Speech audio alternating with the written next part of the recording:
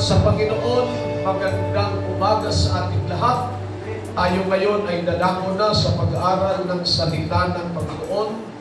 The Hebrews chapter 2, we will open our Bible. We will read verse 3. Praise the Lord. Paano makatatanan tayo kung ating pabayaan ng ganitong dakilang kaligtasan na ipinangusap ng Panginoon noong una ay pinatunayan sa atin sa pamamagitan ng mga Praise the Lord. Paano makatatanan tayo kung ating pababayaan ang ganitong dakilang kaligtasan? Sa umagang ito, nais ko pong mag-share sa inyo ng mabuting balita. Pamamagatan natin itong ang dakilang kaligtasan. Please be seated. God bless you, brethren. Ang dakilang kaligtasan, isa sa dakilang layunin ng Diyos, mga kapatid, kung bakit siya nanaog sa lupa, nag-anyong tao, ay upang makasumpong ang bawat isa ng kaligtasan. Sinasabi ng Mateo 18, ang talata po ay 11, ganito ang ating mababasa. Sapagkat ang anak ng tao Ang ay ating Panginoong Jesucristo ay naparito upang iligtas ang nawala. Yan ang dakilang layunin ng Panginoon. Siya'y nag-anyong tao. Iniwan po ang langit, mga kapatid. Bumaba sa lupa, nakihalubilo sa tao. Siya'y sinaktan, pinahirapan, pinatay. Lahat ng yan, mga kapatid, tinanggap ng Panginoon para makasumpong tayo ng kaligtasan. Matthew chapter 1 verse 21, ito pa ang sabi ng Bible. At siya'y manganganak ng isang lalaki, Amen. at ang pangalang itatawag mo sa kanya ay Jesus. Jesus, why?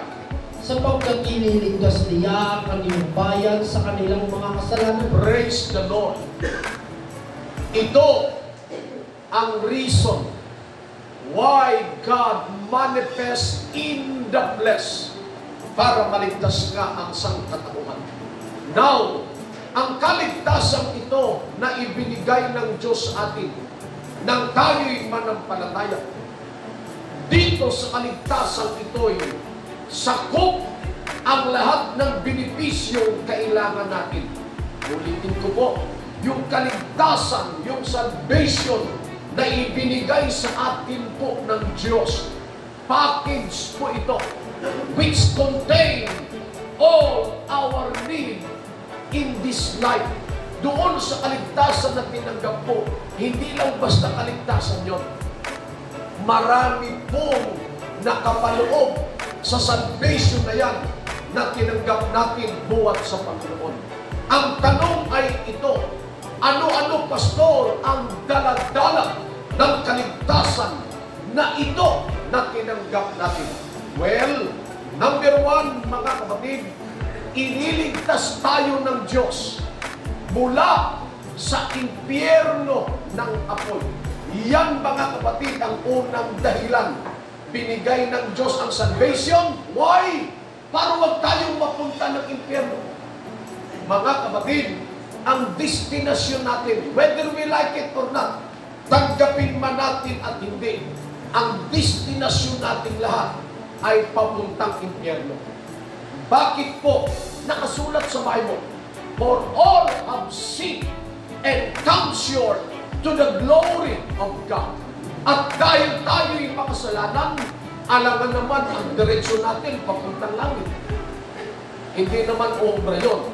That is why yung daan na tinatahak natin, papuntang impyerno yun. Pero dahil may kaligtasang kaloob ang Diyos sa atin, yung kaligtasan na yun ay kaligtasan para wag tayong mabulig, mga kapatid, sa impyerno ng apoy. This is the destiny of all sinners, ng lahat ng makasalanan na di naglilingkod sa Diyos.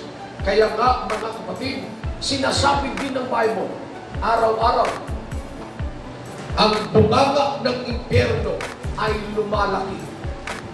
Araw-araw, mga kapatid. Bakit, pastor? Kasi araw-araw may ibinubulid sa impyerno na apoy. Araw-araw may namamatay, mga kapatid. At kung sila'y hindi mananampalataya sa Diyos, hindi araw-araw may itinatapon sa impyerno ng apoy. Anong bersikulo yan, pastor, sa Bible? Isaiah chapter 5, verse 14. Kaya't pinalaki ng Siyon ang kaniyang nasa, Amen. at ibinuka ang kaniyang bibig, Amen. na walang sukat, at ang kanilang kaluwalhatian, at ang kanilang karamihan, at ang kanilang kahambugan, at nagagalak sa gitna nila ay bumabaro. See, therefore, hell hath enlarged herself. Ibinubuka ng impyerno, pinalalawak ng impyerno ang kaniyang bunganga. Enlarge herself and open her mouth without measure. Their glory, their multitudes, their pomp, he that rejoiceth shall descend into it. Lahat ng mapagmataas, mayayabang, mga kapatid, gaano man sila karami. Sabi ng Bible, sila'y wini-welcome ng impyerno. Open her mouth without measure. Praise the Lord. Proverbs 27:20. Tignan niyo po. Ang Siyon at ang kapahamahan ay hindi Would you nasisiyahan imagine? Araw-araw may tinatapong kaluluwa sa impyerno.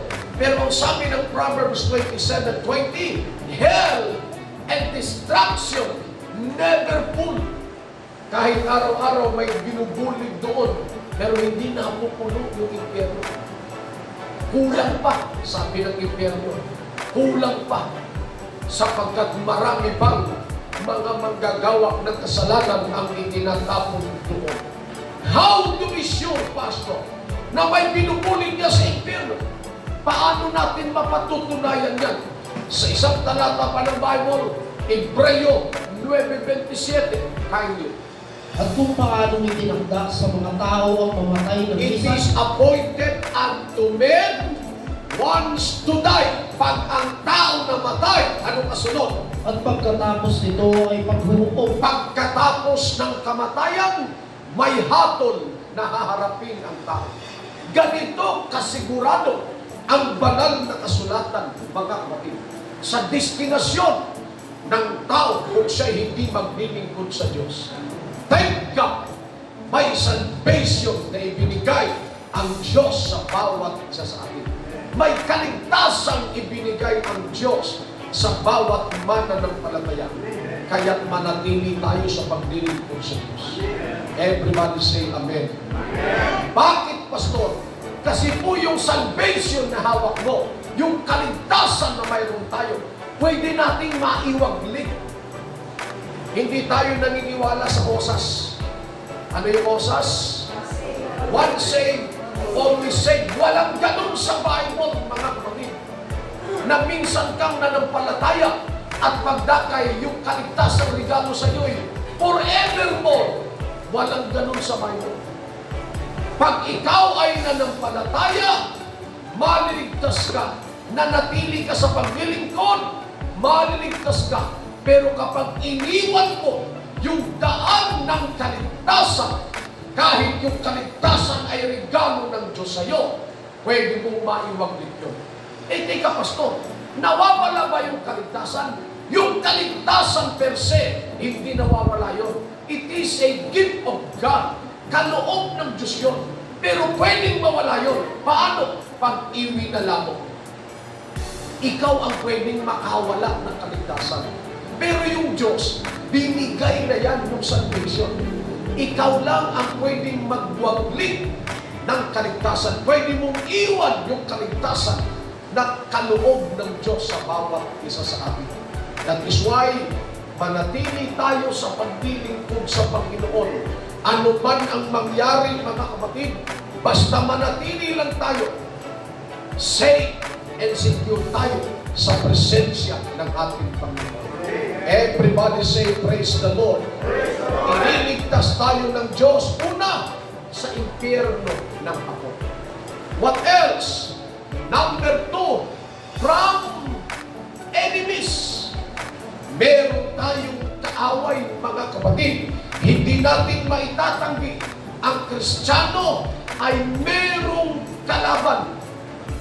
Meron tayong kaaway. Hindi yung taong nakapalibot sa atin. Hindi natin kaaway yan, mga kapatid. O hindi rin natin kaaway yung mga taong nang aasar sa atin. Yung spirit behind that man, yun ang kalaban natin. Yung espiritu na umuudyok sa tao na yun upang tayo, mga kapatid, ay perwisyuhin. Yun yung kalaban natin. Pero yung tao mismo, hindi natin siya kalaban. We will pray for them na makakilala ka sa Panginoon. At kalong hindi natin kaaway yung asawa natin. Everybody say amen.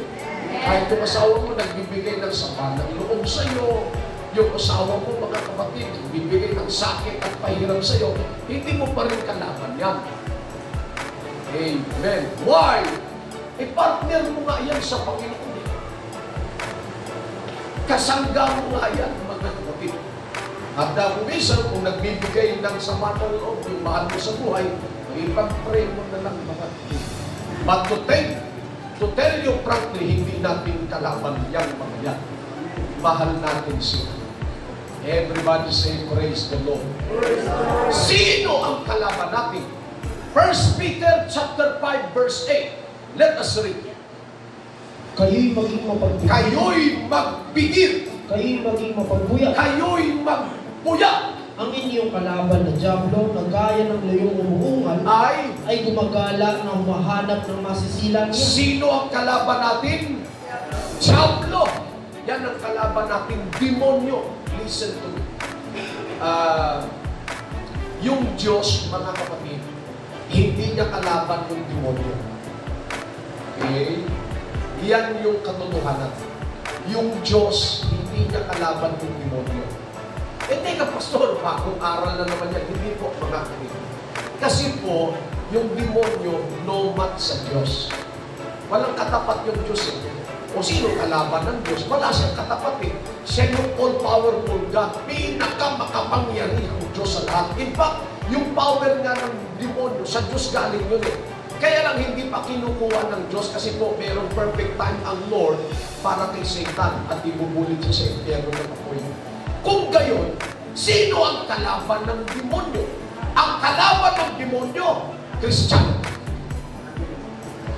Hindi siya uubra sa Diyos. Kapag sinabi ng Diyos, Satan o demonyo, ang gusto ko mamatay ka na.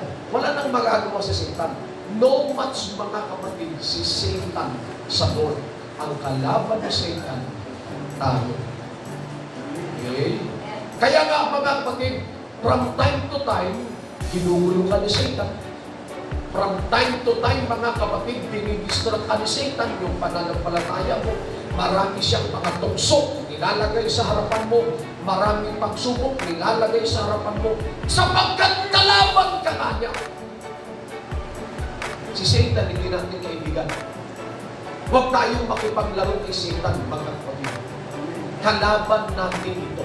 Kaya nga ang sabi ng Diyos, magpigil kayo, magpuyat kayo, pagkat ang inyong kalaban na dyablo, yun ang kalaban natin.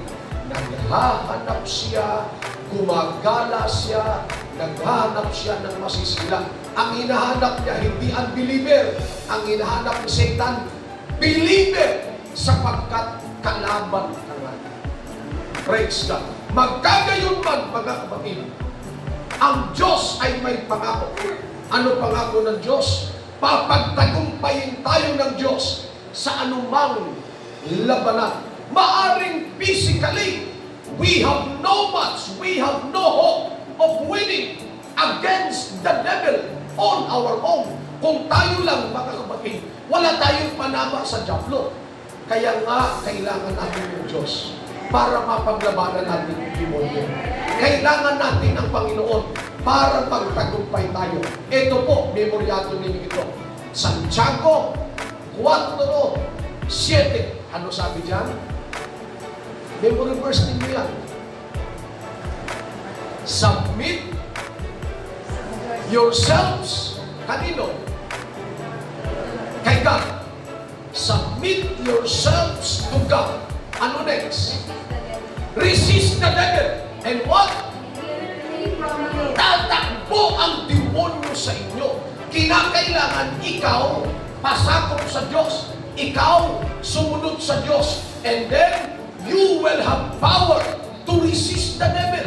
At ang demonyo naman ay tatakbo sa iyo. Physically, as I said, wala tayong laban. Wala tayong pangontra.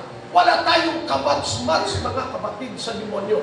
Pero yung Diyos na sumasa atin, yung anong bibigay ng kapangyarihan sa atin para pagtagumpayan natin ang demonyo. Everybody say, praise the Lord. Naalala ko noon, mga kapatid, nung hindi pa ako Kristiyano. Praise God. Yung katuruan ito, yung demonyo, takot sa binditadong tubig. Pwede ba napapanood natin yan? Yung demonyo, takot sa binditadong tubig. Praise God. Kaya sa tuwing pupunta tayo sa simbahan, talagang namumulus kayo, namumulus tayo. Kasi natakot yung demonyo sa binditadong tubig. Could you imagine, mga kapatid, hindi natin alam kung naihian ba ng pusa, yung tubig na yon, nakulanan ba yon, or what, mga kapatid. Pero naniniwala tayo, may kapangyarihan yun, na kapag iwinisik natin yun, mga kapatid, sa mga masasamang espiritu'y tansik ang mga espiritu. Ano pa po? Yung paniniwala natin, cross. Takot ang demonyo sa cross. Kaya nga sa bahay natin, mga kapatid, ipinintura natin yung cross. Doon sa pintuan natin, nagpintura tayo ng cross, mga kapatid, para walang masamang espiritu papasok. Pero ang totoo, mga kapatid, ituwan-tuwa nga yung demonyo pag may cross sa bahay mo. Bakit po? Pinamamahayan nga ng masamang espiritu yan eh. Rosaryo! Yan, meron tayong mga rosaryo noon. Kasi alam natin, anting-anting yun, panlaban nun sa demonyo. Na kapag tinapat natin sa demonyo, ang demonyo'y parang natatakot o nasisilaw. Pero hindi totoo yan, mga kapatid. Palaspas! O hindi ba, mga kapatid, kala natin, mga pampalaban sa demonyo ito. Pero lahat ng yan, mga kapatid, walang bisa, walang kapangyarihan laban sa ating kaaway. Praise the Lord. Ang espiritong ito na gumagambala, mga kapatid, sa lahat ng mga tao, walang pwedeng makapagpalayas dyan maliban sa Diyos na sumasa atin. Thank God, when we receive the gift of salvation from God, kasama, mga kapatid, sa package ng kaligtasan ito ay ang labanan natin ang mga masasamang espiritu. Amen. Everybody say Amen. Amen. Bakit, Pastor? Bakit kaya nating labanan ang mga demonyo? Una, yung espiritu ng Lord sumasa atin. Pangalawa, yung anghel ng Diyos dinidepend at pinoprotektahan tayo. Psalms 34:7 kind. Ang anghel ng Panginoon ay humahantong sa buong palibot na nangangatakot sa Kaniya at ipinagsasanggalang sila. Yan ang totoo. The angels of the Lord, what? Encamped, nakapalibot sa iyo.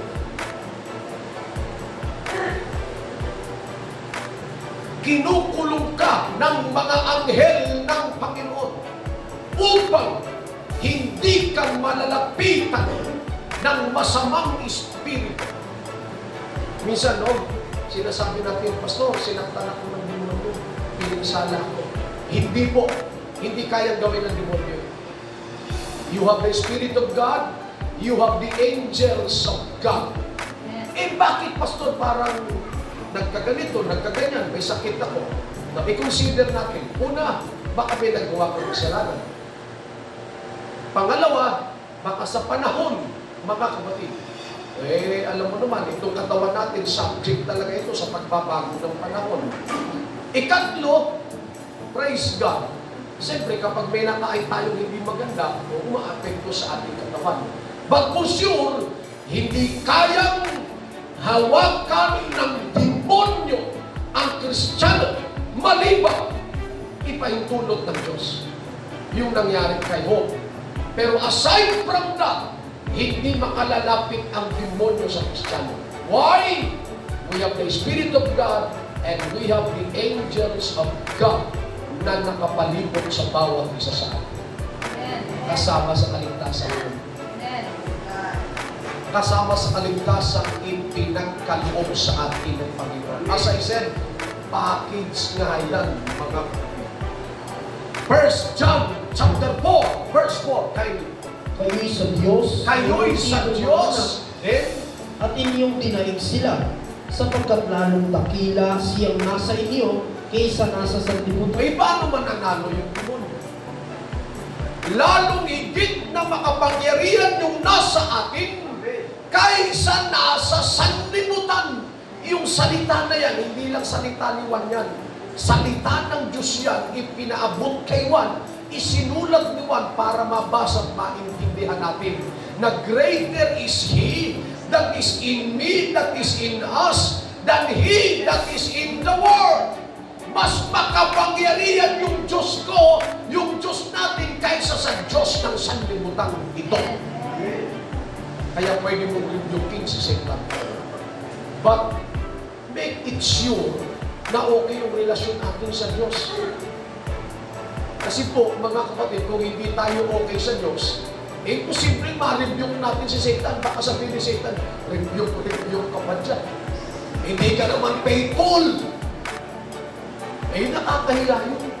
In Jesus' name, Satan, lumayas ka. Sabi ni Satanas, anong lumayas ka, lumayas ka? Hindi ka nga nagsisimba, layas-layas ka pa. O hindi ba mga kapatid? In Jesus' name, Taning, lubayan mo ako. Sabi ni Taning, anong lubayan mo ako? Eh, hindi ka nga nanalangin eh. Amen. Everybody say, praise the Lord. See? Kung hindi mo maliwanag yung talata ng Bible, submit yourselves to God. Resist the devil, and he will flee from you. Yun, mga kapatid, yung sandata natin. Be obedience, submit yourselves to God, and the devil will flee from you. Pwede mong sabihin kay Satanas, magdala mo, psst, tahimik ka lang. May ginagawa ko dito, store mo kayo. O parang katulad dyan sa picture, pakita natin ito.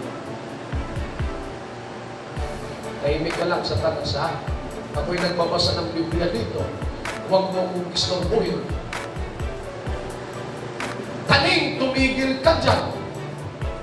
Praise God. Pag ako'y nagalit, magtago ka na sa pinanggalingan mo. Why?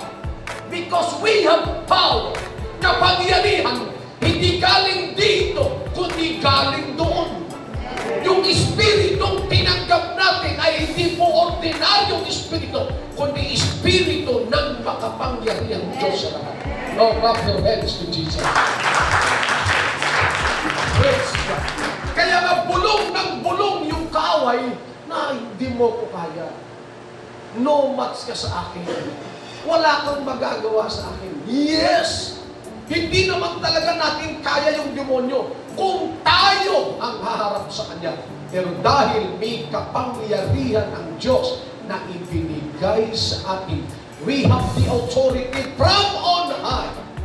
Galing doon yung otoridad na meron tayo.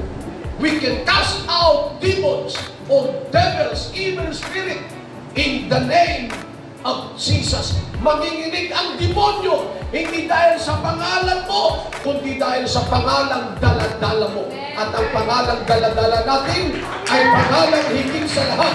Every knee shall bow and every tongue will confess that Jesus Christ is Lord.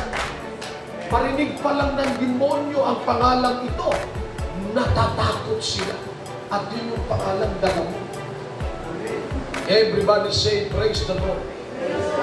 Pangalawa, na kaloob ng Diyos sa bawat tumanggap ng kaligtasan. What else? Number 3, from danger. Iniligtas tayo ng Diyos mula sa mga kapahamakan. Ito, naranasan ninyo ito. May mga disgrasyang darating sana.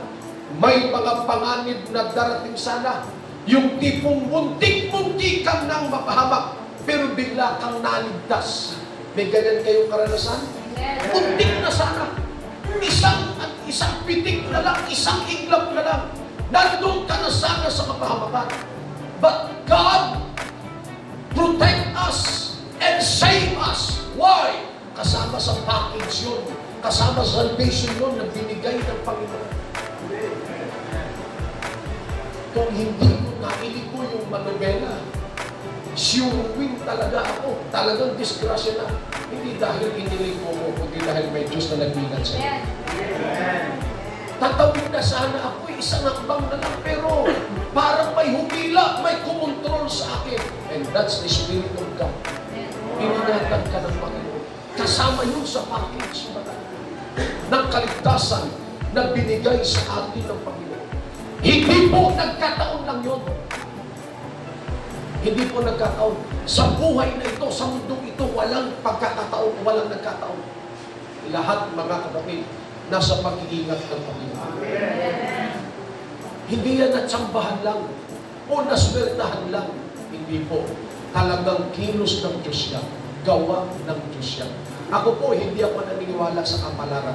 Kapalaran ko kasi ito. O kaya nangyari ito kasi ganito, ganyan. Hindi po. Lahat, mga kapatid, ay nasa ilalim ng kamay ng Panginoon. Kapag tinulot ng Diyos ang isang bagay, nangyayari. Kapag hindi tinulot ng Diyos, hindi nangyayari. Lahat ng bagay ay nangyayari sa kalooban ng Panginoon. Praise the Lord. Psalms 121, tingnan niyo ito. 7 and 8, pwede natin in-memory verse ito. Ang ganda nito. Let's read. Iingatan ka ng Panginoon Iingatan ka ng Panginoon. sa Saan? lahat ng kasamaan. Sa lahat ng kasamaan. Sa English Bible, ang sabi dito, the Lord will protect you from all evil.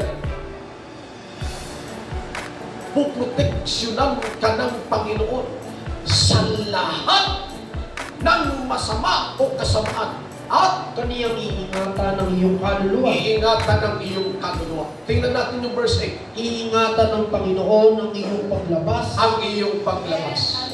Kaya nga, bago tayo lumabas, we pray, Lord, ingatan niyo po kami, ha? Panginoon, bantayan niyo po kami. Kasi hindi natin alam yung disgrasyang nakaabang sa atin. But, because we have God na nag-iingat sa atin, iniingatan niya ang ating paglabas. Ano pa? At ang iyong pagpasok Ang iyong pagpasok. Ano pa? mula sa panahong ito Mula sa panahong ito at sa at magpakailanman. magpakailanman, yung pag-iingat ng Diyos ay nasa kaniyang mga anak. Kasama yan sa kaligtasang ipinagkaloob ng Diyos sa atin. See? Kaya nga napakaswerte natin. Napakaswerte natin, mga kapatid. Sapagkat yung salvation na tinanggap natin, hindi salvation lang, kundi salvation sa lahat, mga kapatid, ng mga kapahamakan, gawa ng kaaway, at kung ano-ano pa. Kaya nga, yung isang tupa, isang Kristiyano, dapat manatili sa presensya ng Panginoon. Ulitin ko po, tayo ay dapat manatili sa presensya ng Panginoon. Kung saan tayo inilagay ng Diyos, manatili tayo sa paglilingkod. Minsan, maaaring sa tingin natin, bakit kaya ganon? Sa iglesyang pinuntahan ko, ang daming bawal. Bawal dito, bawal ganyan, bawal ganon. Ang daming bawal. Ang daming mga bagay na pinag-uutos ng Diyos na huwag gawin. Sa sanlibutan, malaya kami. Pero dito, ang daming bawal. Sundin ang kabanalan, sundin ang kalooban ng Diyos, sundin ito, sundin niyan. Napakahirap. Mga kapatid, tandaan natin ito. Ang bawal ay hindi po para alisin ang ating kalayaan. Yung mga pagbabawal ng Diyos, yung prohibition ng God, mga kapatid, hindi para alisin yung right natin, but to protect us. Yung nanay at yung tatay, sinasabi, anak, huwag mong gawin yan. Sabi ni tatay, anak, huwag mong gawin yan. Hindi mo na iintindihan yan ng una. Akala mo sinisikilang yung kalayaan. But the truth is, para sa iyong protection nila. Para sa atin na. Kaya manatili tayo sa presensya ng Panginoon. Parang katulad sa larawang ito. Tingnan nyo yan. Kaya binigyan ng bakod o harang at mga pagbabawal ang tupa. Kasi po sa labas, what? Maraming lobong nakaambang.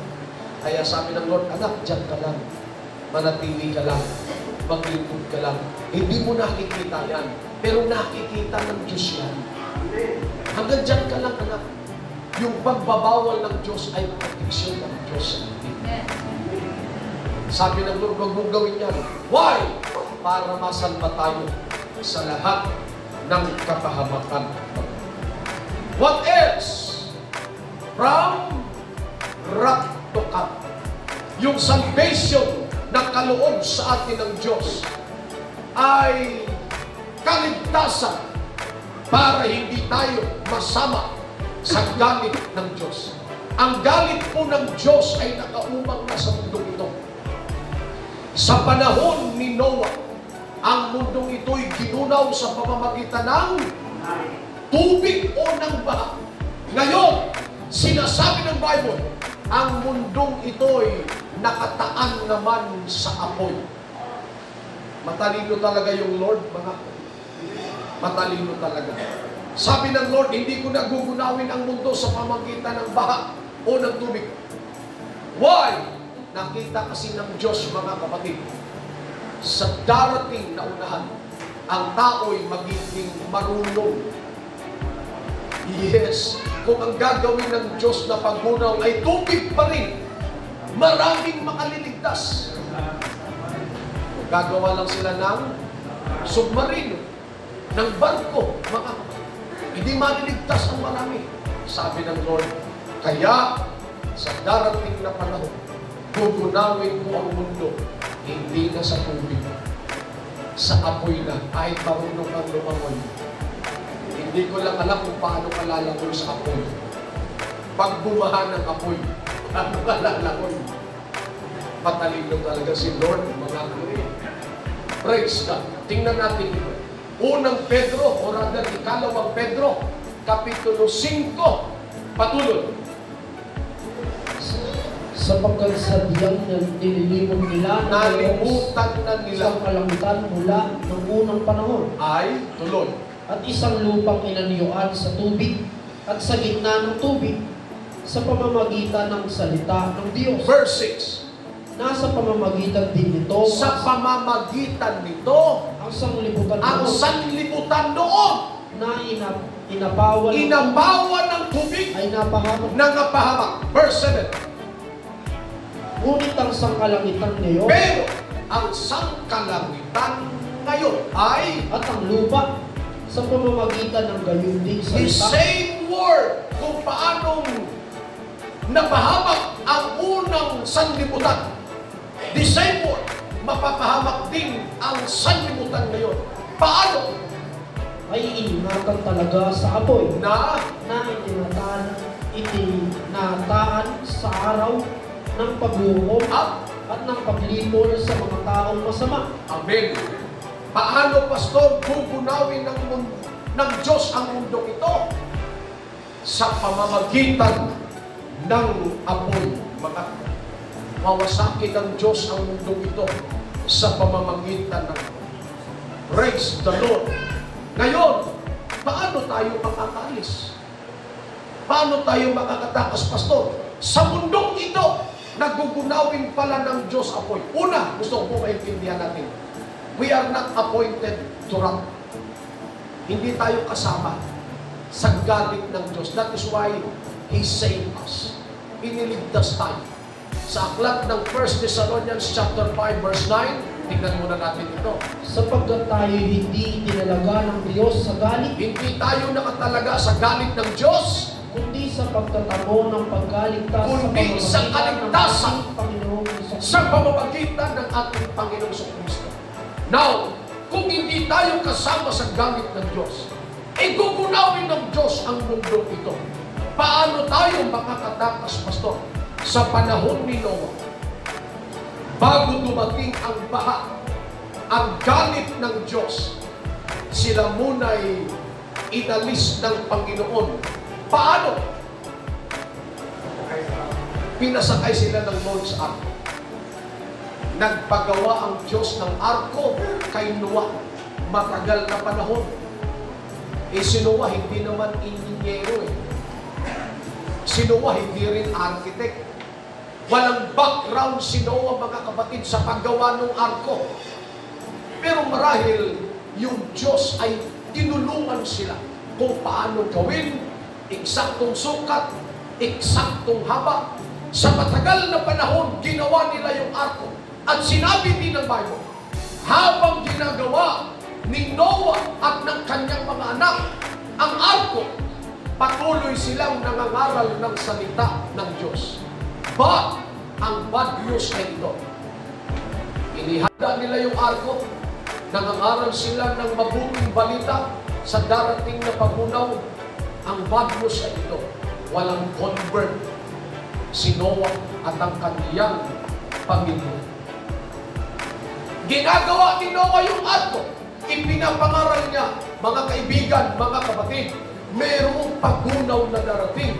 May malakas na ulan at magkakaroon ng malaking baha. Pinagtatawanan, mga kapatid, si Noah natay, pambihira. Anong baha? Anong malakas na ulan? Tirik na tirik yung araw. Walang naniniwala, mga kapatid, kay Noah. Anong sinasabi mong pagunaw? Anong pagunaw? Walang pagunaw na darating. Kaya nagpatuloy sila sa kasamaan, inom dito, bisyo dito, pangangano niya dito, pangangano niya doon, at kung ano-ano pa. Sinasabi ng aklat ng Mateo, nagpatuloy sila sa paggawa, mga kapatid, ng masamang mga bagay. Hanggang isang araw, umakyat si Noah, mga kapatid, sa arko.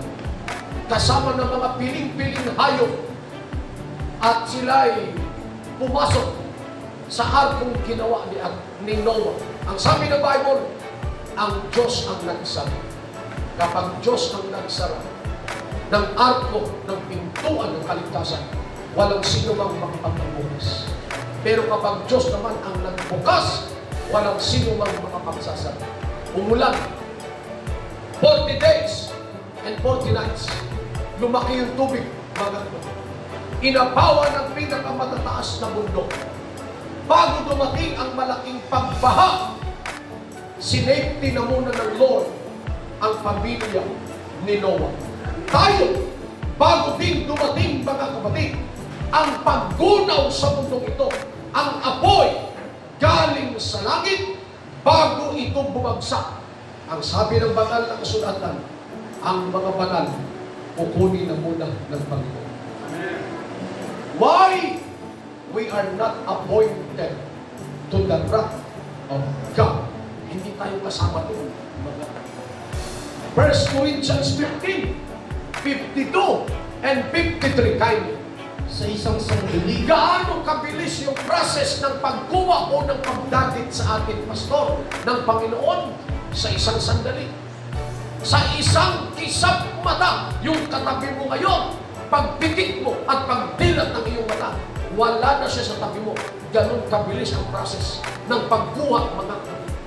Sa isang sandali, isang kisap mata, saan? sa huling pagtunog ng pakakak, Amen. Sa Bible, meron pong 6 o 7 trompeta, brother, na hihipan ang mga anghel.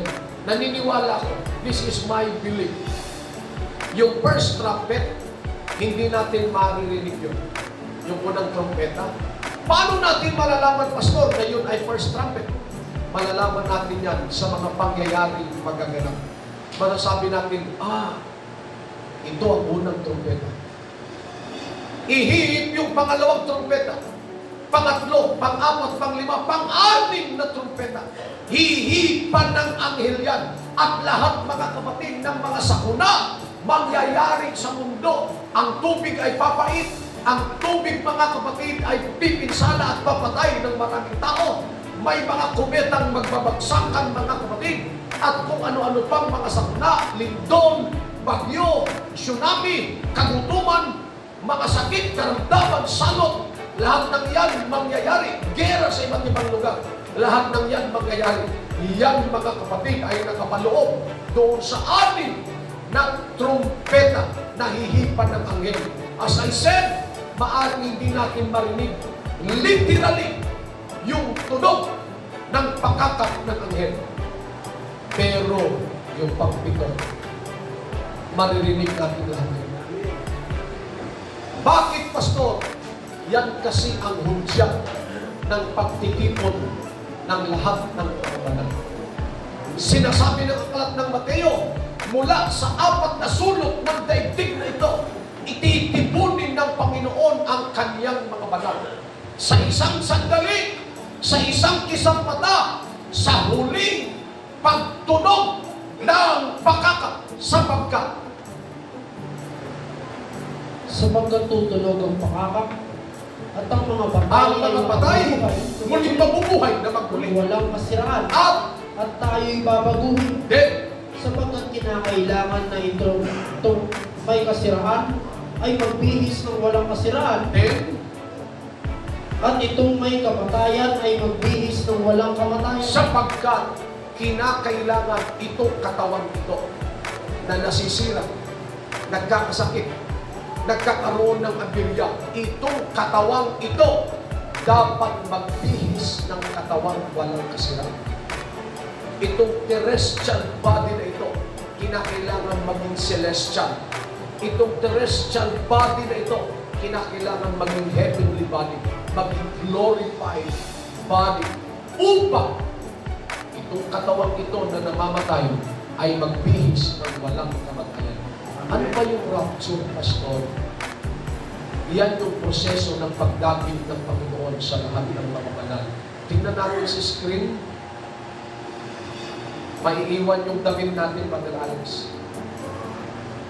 At mapapasaalapaan tayo pagtunog ng huling pakakak o trumpeta ng Panginoon. Ang ganda siguro, mga kapatid, ng takbong yan, sapagkat lahat ng mga banal pagkakaroon ng malaking pagbubulong o meeting sa kaitaasan. Would you imagine? Lahat ng nangamatay mula lumang tipan at huling mamamatay na Kristiyano sa panahon ngayon at lahat ng mga nangabubuhay na Kristiyano sa panahon ngayon magkakaroon ng great gathering sa ere mula, mga kapatid, Old at New Testament. Magkakaroon ng pagkikita-kita ang lahat ng mga banal. Wow! What a day that will be. Napakagandang araw yan, mga kapatid.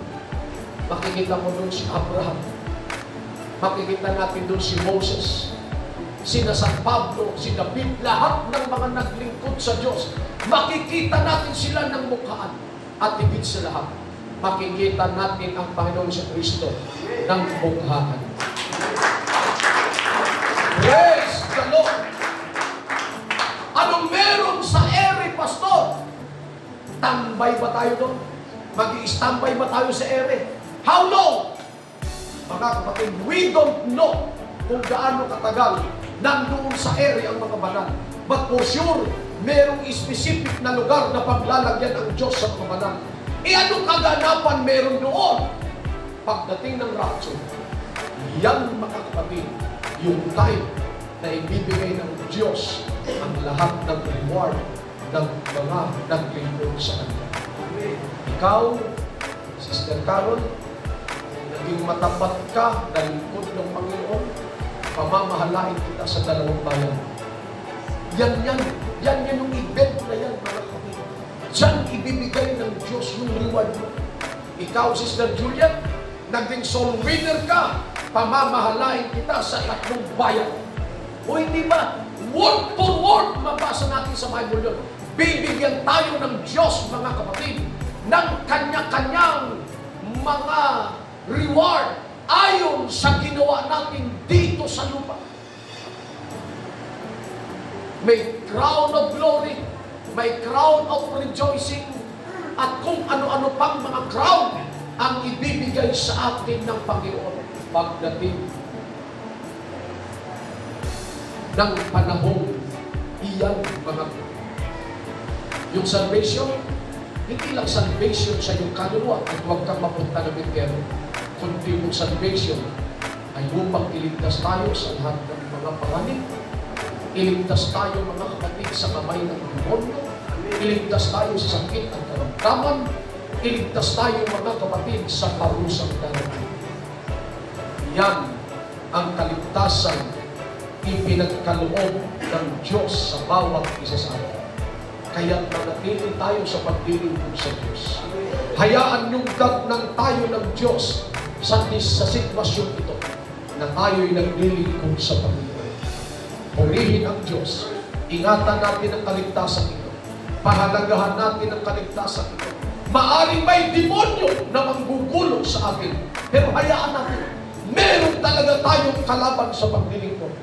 Pero ang matibay na pwede nating panghawakan na salita ng Diyos, sasamahan tayo ng Panginoon, tutulungan tayo ng Diyos, manatili tayo sa presensya ng Diyos. We are saved hanggang sa pagbabalik ng Panginoon. Shall we all stand? Hallelujah. Pwede ba natin pasalamatan ng Diyos